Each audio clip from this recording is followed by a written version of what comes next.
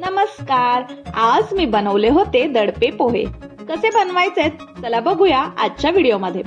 सगळ्यात आधी मी पोहे जे आहेत ते चाळून घेतलेले आहेत. त्यानंतर पोहे आपल्याला भिजवायचे आहेत, धुवून घ्यायचे नाहीयेत. तुम्ही साध्या पाण्याने सुद्धा भिजवू शकता किंवा नारळाचं पाणी सुद्धा घेऊ शकता. मग त्याच्यामध्ये मी घातलेला आहे एक बारीक चिरलेला कांदा आणि ओल्या नारळाचा किस. त्यानंतर त्याच्यामध्ये थोडंसं चवीनुसार मीठ घातलेलं आहे, कोथिंबीर घातलेली आहे आणि लिंबाचा रस घातलेला आहे. हे सगळं आता आपल्याला छान असं एकत्र मिक्स करून घ्यायचं आहे. मिक्स झाल्यानंतर आपण हे जे मिश्रण आहे ते थोड्या वेळासाठी बाजूला ठेवूयात. मग आपण तेलामध्ये शेंगदाणे जे आहेत ते तळून घेऊयात.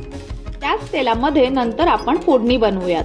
जिरं घालायचं आहे, कढीपत्ता घालायचा आहे आणि हिरवी मिरची घालायची आहे.